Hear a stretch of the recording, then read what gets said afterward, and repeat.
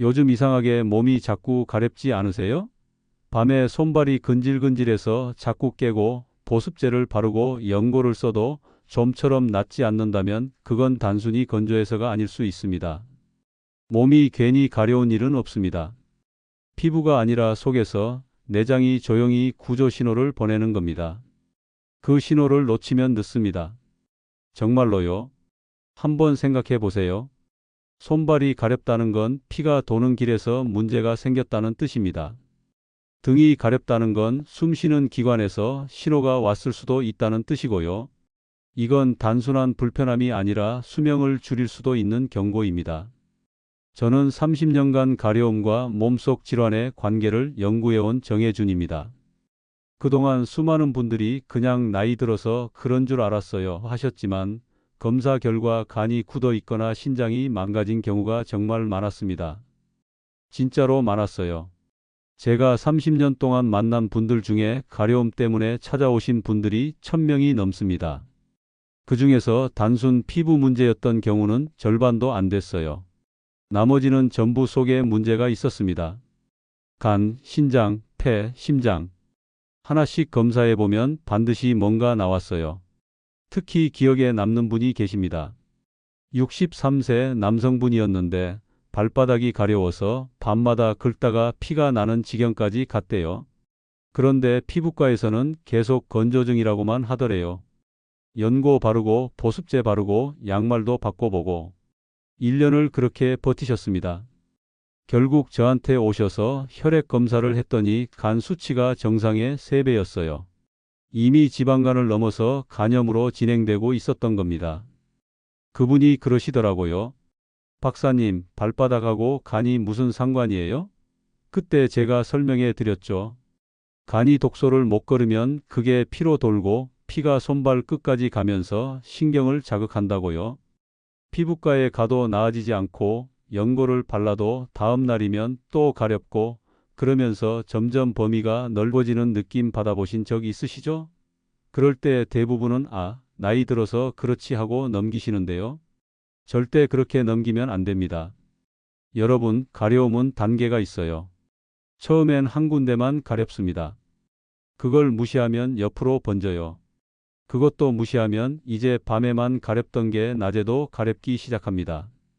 마지막 단계는 긁어도 긁어도 시원하지 않고 피가 나도 멈출 수가 없는 겁니다.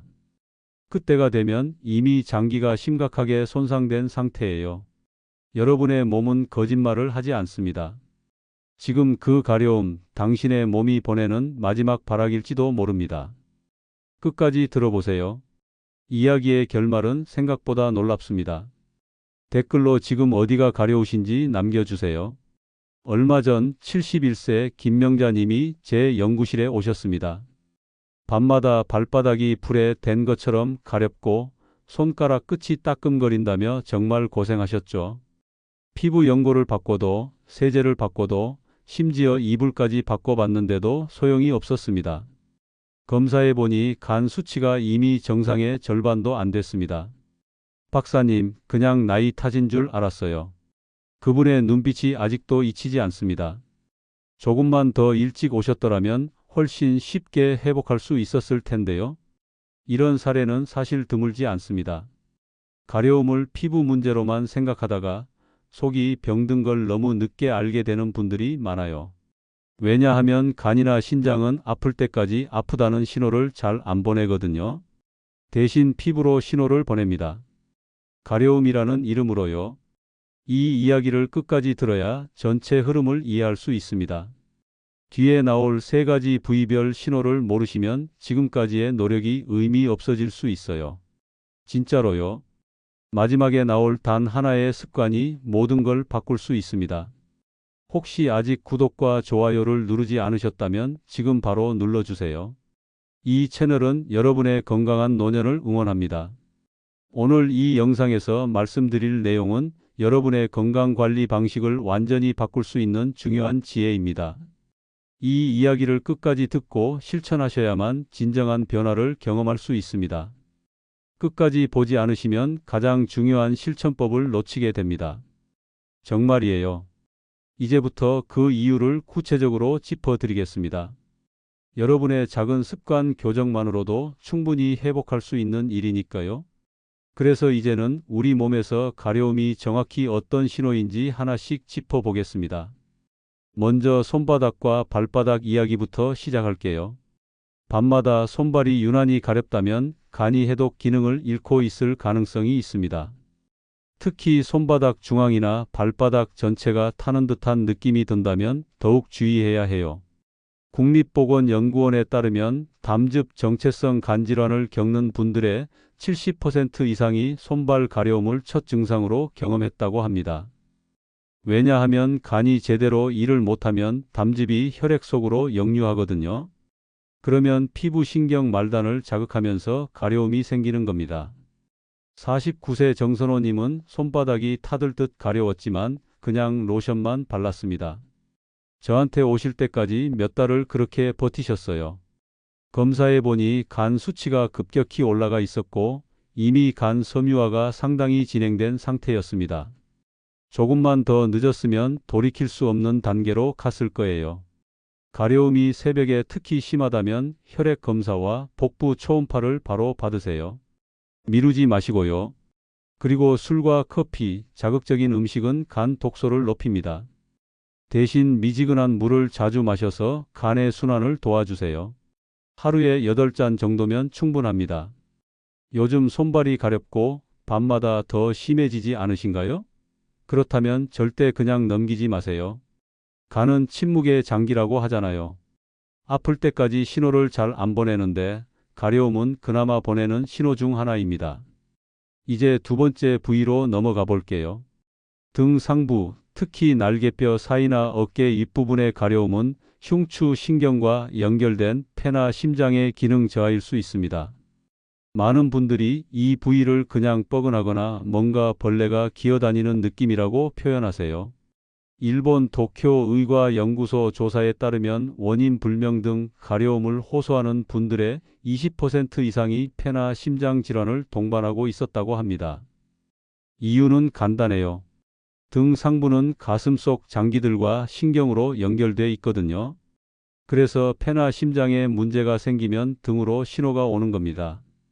57세 김성재님은 등에 벌레가 기어다니는 느낌이 들어서 자꾸 긁곤 했습니다.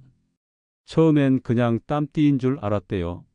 그런데 검사 결과 초기 폐질환이 발견됐습니다. 다행히 일찍 발견해서 지금은 관리하며 잘 지내고 계세요. 하루 30분 스트레칭, 금연, 그리고 규칙적인 심호흡으로 등 부위 혈류를 개선하세요. 특히 어깨를 뒤로 쭉 펴고 가슴을 활짝 여는 동작을 자주 해주시면 좋아요. 운동 후 가려움이 심하면 심장 문제일 가능성이 있고 누웠을 때 심하면 폐 문제일 가능성이 있습니다. 등이 이유 없이 가렵고 눕거나 숨이 차는 느낌까지 드시나요? 그렇다면 꼭 정밀 검사를 받아보세요. 등 가려움은 단순히 피부 문제로 끝나는 게 아닙니다. 속에서 오는 신호예요. 마지막으로 정강이와 발목 부위입니다. 다리 아래쪽 가려움은 체내 노폐물이 쌓여서 혈액 속 독소가 퍼질 때 나타납니다. 특히 정강이를 긁으면 하얀 각질이 우수수 떨어지는 분들 계시죠? 그건 건조해서가 아니라 신장이 노폐물을 제대로 걸러내지 못하고 있다는 신호일 수 있어요. 대한신장학회 조사에 따르면 투석을 받는 분들의 절반이 수년 전부터 다리 가려움을 경험했다고 합니다. 신장은 피를 걸러서 노폐물을 소변으로 내보내는 역할을 하잖아요. 그런데 그 기능이 떨어지면 독소가 혈액 속에 쌓이고 그게 피부로 나오면서 가려움이 생기는 겁니다. 36세 이지연님은 다리가 가려워서 긁으며 몇 년을 버텼습니다. 그냥 피부가 건조한 줄 알았대요. 그런데 저한테 오셔서 검사해 보니 신장 기능이 이미 20%만 남아 있었습니다. 정말 아슬아슬한 상황이었어요. 지금은 식이요법과 꾸준한 관리로 투석을 미루고 계시지만 조금만 더 늦었으면 큰일 날 뻔했습니다. 하루 2리터 이상 물을 마시고 짠 음식과 진통제 남용을 피하세요. 특히 진통제는 신장에 정말 안 좋습니다. 다리가 붓거나 소변에 거품이 많다면 바로 검사를 받아야 해요. 정강이와 발목이 가렵고 동시에 붓는다면 그냥 노화로 넘기고 계신가요?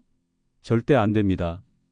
여러분, 이 세 부위의 가려움만 알아도 몸속 장기 이상을 조기에 발견할 가능성이 크게 높아집니다. 손발은 간, 등은 폐와 심장, 정강이는 신장. 이것만 기억하세요. 이제 구체적으로 어떻게 관리해야 하는지 실천법을 정리해 드리겠습니다. 첫 번째로 말씀드릴 건 3주 법칙입니다. 같은 부위가 3주 이상 계속 가렵다면 원인을 반드시 확인해야 합니다. 일시적인 가려움은 누구에게나 있어요. 하지만 같은 자리가 3주 넘게 가렵다는 건 단순 피부 문제가 아닐 가능성이 큽니다. 연고나 약으로만 버티면 진행 상황을 놓칠 수 있습니다. 증상을 억누르는 것과 원인을 해결하는 건 완전히 다른 문제예요. 가려움 시작 시점과 부위를 기록해 두세요. 수첩이든 달력이든 상관없어요. 언제부터, 어디가, 얼마나 가렵고, 그날 뭘 먹었고, 몇 시에 잤는지까지 적어두면 더 좋습니다. 이렇게 기록하다 보면 패턴이 보여요. 어떤 분은 기름진 음식을 먹은 다음 날 손발이 가렵고, 어떤 분은 술을 마신 날 밤에 등이 가렵고, 어떤 분은 잠을 못 잔 다음 날 다리가 가려운 식으로요. 이 패턴을 알면 예방할 수 있습니다. 여러분은 언제부터 그곳이 가렵기 시작했나요? 두 번째는 물 2리터 습관입니다. 물은 간과 신장을 깨우는 천연 해독제예요. 우리 몸의 70%는 물로 이루어져 있잖아요. 물이 부족하면 혈액이 끈적해지고 독소가 빠져나가지 못합니다. 그러면 자연스럽게 간과 신장에 부담이 가는 거죠. 찬물보다는 미지근한 물을 조금씩 자주 마시는 게 좋습니다. 한 번에 벌컥벌컥 마시는 것보다 1시간에 한 잔씩 천천히 마시는 게 훨씬 효과적이에요. 아침 공복에 미지근한 물 한 컵으로 하루를 시작하세요. 그것만으로도 간이 깨어나는 느낌을 받으실 겁니다. 물을 마실 때는 한 모금 한 모금 천천히 음미하듯 마시세요. 그래야 몸이 제대로 흡수합니다. 급하게 마시면 소변으로 바로 빠져나가 버려요. 오늘 물 몇 잔 드셨나요? 세 번째는 맨발 걷기 10분입니다. 발바닥 자극은 신경 반사를 통해 혈류와 신장 기능을 돕습니다. 발바닥에는 우리 몸 전체의 반사구가 모여 있거든요. 그래서 발바닥을 자극하면 온몸의 순환이 좋아지는 거예요. 찬 바닥보다는 따뜻한 실내에서 안전하게 하세요. 밖에 나가서 할 필요 없어요. 하루 10분만 거실에서 맨발로 천천히 걸으세요. TV 보면서 해도 되고 음악 들으면서 해도 됩니다. 중요한 건 매일 하는 겁니다. 오늘 발바닥을 자극해 보셨나요? 네 번째는 밤 11시 이전 취침입니다. 밤 11시부터 새벽 3시는 간이 해독하는 시간입니다. 이 시간대에 깨어 있으면 간 재생 기능이 떨어져요. 간은 밤에 일하는 장기거든요. 우리가 자는 동안 간은 하루 종일 쌓인 독소를 열심히 분해합니다. 그런데 이 시간대에 깨어서 TV 보고 스마트폰 하고 야식 먹으면 간은 쉴 수가 없어요. TV는 10시까지만, 불은 11시 전에 끄세요. 처음엔 어려울 수 있지만 일주일만 해보세요. 몸이 확실히 달라지는 걸 느끼실 겁니다. 요즘 몇 시에 주무시나요? 다섯 번째는 스트레스 해소 호흡법입니다. 스트레스 호르몬은 전신 염증을 악화시켜서 가려움을 키웁니다. 스트레스 받으면 몸이 긴장하잖아요. 그러면 혈관이 수축하고 혈액순환이 나빠집니다. 그게 쌓이고 쌓이면 면역력도 떨어지고 염증도 생기는 거예요. 억누르지 말고 짧게라도 숨을 고르세요. 하루 3번 5분씩만 깊게 들이마시고 천천히 내쉬세요. 아침에 일어나서 한 번, 점심 먹고 한 번, 자기 전에 한 번. 이것만 해도 몸의 긴장이 풀리고 혈액순환이 좋아집니다. 오늘 숨 한 번 깊게 들이마신 적 있으신가요? 여섯 번째는 짠 음식 줄이기입니다. 소금은 신장에 엄청난 부담을 줍니다. 우리나라 사람들은 하루 평균 12g의 소금을 먹는다고 해요. 권장량은 5g인데 2배 이상을 먹고 있는 거죠. 김치, 찌개, 젓갈, 장아찌. 다 맛있지만 신장에는 독입니다. 국물 요리는 국물을 적게 드시고 간장이나 소금 대신 식초나 레몬즙을 활용해 보세요. 처음엔 싱겁게 느껴지겠지만 2주만 지나면 혀가 적응합니다. 그러면 오히려 짠 음식이 부담스러워져요. 라면을 드실 거면 스프는 절반만 넣고 김치찌개를 끓일 거면 물을 조금 더 넉넉히 부으세요. 작은 변화지만 신장에는 큰 도움이 됩니다. 일곱 번째는 간식 시간 정하기입니다. 수시로 뭔가를 먹으면 간과 신장이 쉴 틈이 없습니다. 아침, 점심, 저녁 3끼, 그리고 간식은 오후 3시 한 번만. 이렇게 정해두면 장기들이 회복할 시간을 가질 수 있어요. 밤 9시 이후에는 절대 아무것도 먹지 마세요. 배가 고프면 미지근한 물 한 잔을 천천히 마시세요. 생각보다 배고픔이 금방 가라앉습니다. 실제로는 목이 마른 건데 배고픈 것처럼 느껴지는 경우가 많거든요. 여덟 번째는 등 두드리기입니다. 하루에 한 번 등 전체를 부드럽게 두드려 주세요. 주먹을 가볍게 쥐고 등 위에서 아래로 톡톡톡 두드리는 겁니다. 이렇게 하면 폐와 심장 주변 혈액순환이 좋아지고 등 가려움도 줄어듭니다. 혼자 할 수 없으면 가족에게 부탁하세요. 아홉 번째는 족욕 습관입니다. 자기 전에 15분만 따뜻한 물에 발을 담그세요. 물 온도는 40도 정도가 적당합니다. 너무 뜨거우면 오히려 피부에 자극이 되니까요. 족욕을 하면 발의 혈액순환이 좋아지면서 간과 신장으로 가는 혈류도 개선됩니다. 족욕물에 소금 한 꼬집이나 생강 한 조각을 넣으면 더 좋아요. 소금은 노폐물 배출을 돕고 생강은 혈액순환을 촉진합니다. 족욕 후에는 발을 잘 닦고 보습제를 발라주세요. 열 번째는 햇볕 쬐기입니다. 하루 20분만 햇볕을 쬐면 비타민 D가 생성되면서 면역력이 높아집니다. 면역력이 높아지면 염증이 줄어들고 염증이 줄어들면 가려움도 줄어들어요. 아침 9시나 오후 4시 정도가 좋습니다. 자외선이 약한 시간대니까요. 창문 너머로 쬐는 건 효과가 없어요. 유리가 자외선을 막아버리거든요. 밖에 나가서 직접 햇볕을 쬐어야 합니다. 산책하면서 하면 일석이조죠. 이 10가지를 꾸준히 지키면 가려움이 완화되고 몸속 장기 기능이 점차 회복되는 걸 느끼실 겁니다.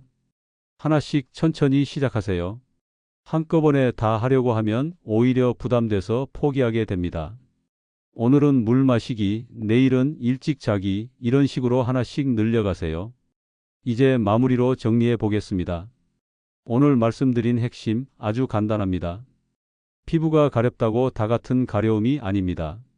손발이 가렵다면 간, 등이 가렵다면 폐와 심장, 정강이가 가렵다면 신장을 꼭 점검하세요. 이건 단순한 불편함이 아니라 몸이 보내는 마지막 편지입니다. 가볍게 넘기면 후회하지만 지금 알아차리면 생명을 지킬 수 있습니다. 71세 김명자 님처럼 49세 정선호 님처럼 늦게 발견해서 고생하지 마세요. 여러분은 지금 이 영상을 보고 계시잖아요. 그럼 이미 기회를 잡으신 겁니다. 잘못 관리하면 어떻게 될까요? 손발 가려움을 무시하면 간 기능이 점점 떨어져서 황달이 오고 폭수가 차고 결국 간경화로 이어질 수 있습니다. 등 가려움을 무시하면 폐 기능이 약해져서 조금만 걸어도 숨이 차고 심장에 무리가 가서 협심증이나 심근경색으로 이어질 수 있어요. 정강이 가려움을 무시하면 신장 기능이 계속 떨어져서 결국 투석을 해야 하는 상황까지 갈 수 있습니다. 반대로 제대로 관리하면 어떻게 될까요? 간 기능이 회복되면 피로가 사라지고 얼굴색이 밝아집니다. 아침에 일어나는 게 한결 가벼워지고 소화도 잘 되고 입맛도 돌아옵니다. 폐와 심장이 건강해지면 계단을 올라도 숨이 안 차고 가슴이 답답한 느낌이 사라집니다. 신장이 회복되면 붓기가 빠지고 소변이 깨끗해지고 다리가 가벼워집니다. 차이가 보이시죠? 같은 시간을 사는데 어떻게 관리하느냐에 따라 삶의 질이 완전히 달라집니다. 지금 당장 실천할 수 있는 단 하나를 말씀드릴게요. 오늘부터 가려움 일기를 쓰세요. 어디가 언제 얼마나 가려운지 기록만 해도 원인을 잡을 수 있습니다. 수첩 한 장, 달력 한 장이면 충분합니다. 아침에 일어났을 때 손발이 가려웠다. 저녁에 등이 가려웠다. 이렇게만 적어두세요. 일주일만 기록하면 패턴이 보입니다.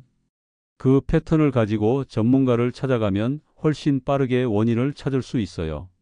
다음 영상에서는 소변색으로 알아보는 몸속 이상 신호 5가지를 알려드리겠습니다. 특히 콜라색 소변이 나온다면 절대 그냥 넘기면 안 됩니다. 소변은 신장이 보내는 가장 직접적인 신호거든요.